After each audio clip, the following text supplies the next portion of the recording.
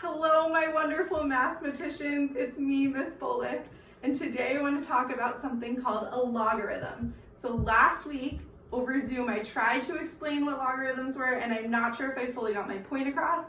So I decided this week I'd make a couple YouTube videos. We continue to learn about logarithms, keep practicing and honing in our skills, and maybe fully solidify what I was trying to get across last week. So what is a logarithm? It's a new type of function that we're going to learn about. So we've learned about linear, quadratic, exponential, and now we're going to learn about logarithms, okay? And so it's a logarithmic function. You can think of a logarithm as the inverse of an exponential, right? And so we learned that vocab word, inverse, before we went on break, and we kind of worded it not as inverse, but as undoing, right? So we made a list of steps, then we took that list of steps and we undid them, and then we translated that knowledge into working with equations, flipping x and y, looking at graphs, flipping the points x and y to get the inverse. I don't know if you remember it, like an inverse is something that's reflected over the line of y equals x, which you discovered, we thought was pretty cool. You had an activity on it last week too. So if you didn't do that, go back and do that. And so that's why we're learning about them. I just wanted to give a little summary before I get started with more of the algebra on why they're important. So you have seen exponential equations before, like a couple months ago. They keep coming back again and again and again. But we don't necessarily know how to solve exponential equations if they have different bases. So that's where logarithms come in handy, okay? We're going to talk more about that a little bit in the future. But today we're just going to talk about what is a logarithm and like how we can go from exponential form to logarithmic form. And then before we even get started, I just kind of want to give you an idea of why we're learning about this and where logarithms are used in the real world. So we use them to measure earthquakes, sound, brightness of stars, and other really, really big measurements.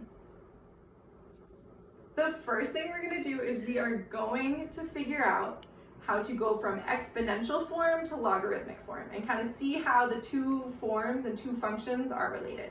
So we already know what an exponential function looks like. You found them from tables, you did exponential regressions on your calculator to model virus data. You already know y equals b to the x, okay? And what I think is important is that we label what each thing stands for. Otherwise, we could forget. So our x is our exponent, also our input. Our b is our base.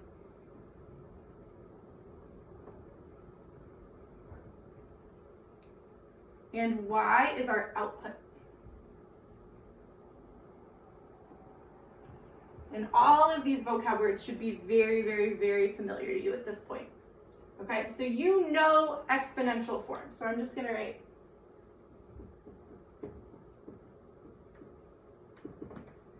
so you're with me still, okay? But what you don't really know is logarithmic form. So I write log form. I'm going to rewrite something below. So I'm going to write x equals log base b. Notice how the b is a little bit smaller, kind of like a subscript of y. And then I'm going to go back through and label those as well. So our x is still our exponent, or our input. Okay. B is still our base.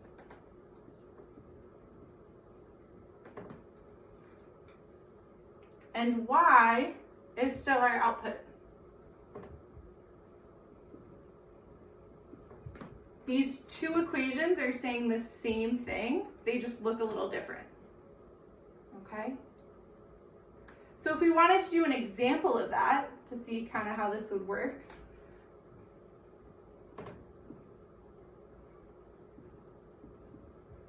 if I had something written in exponential form, let's say something that looks like y equals 3 to the 4.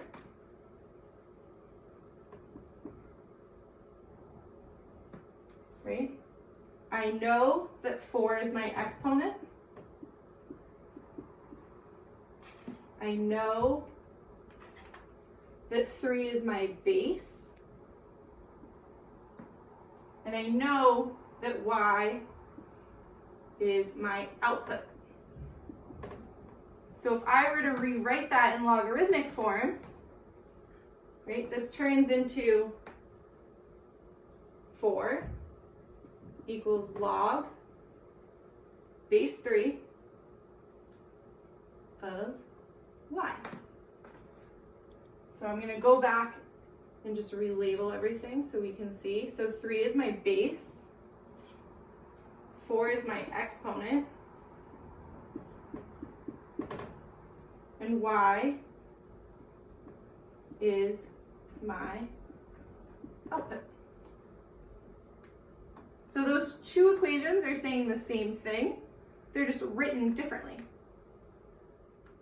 So we just talked about how to go from exponential form to logarithmic form.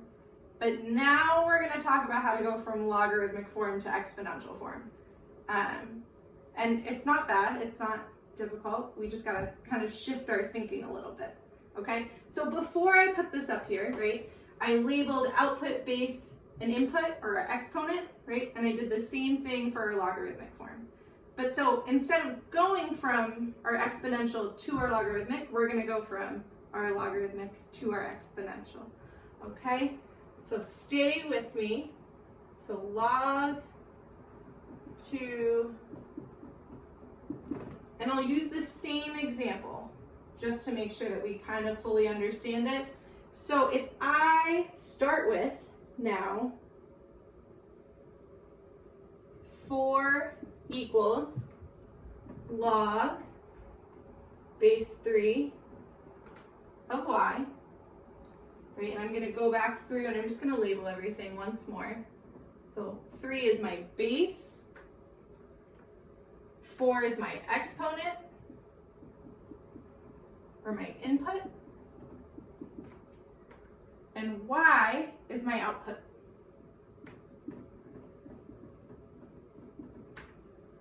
So this is what I start with, right? This could be a problem that I gave you and I say write it in exponential form. So what you would do, right, is y, our output, equals 3, our base, raised to our exponent, or our input, of 4.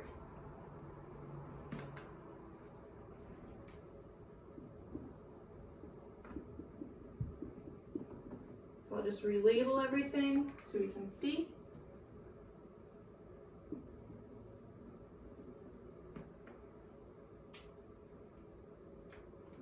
There we go. This is our output. Okay. So the first part of the last video that you just watched was us going from exponential to logarithmic. This is us going from logarithmic to exponential, right? So I start with this as my problem, so don't be confused if this just pops up and you think I pulled it out of nowhere. No, I give you a problem like this and tell you to write it in exponential form, right? So our 4s match, they're in the correct spots based off of where the purple is, right?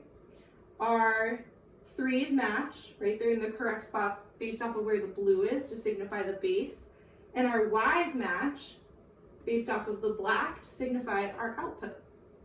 Okay? So that's how you go from logarithmic to exponential.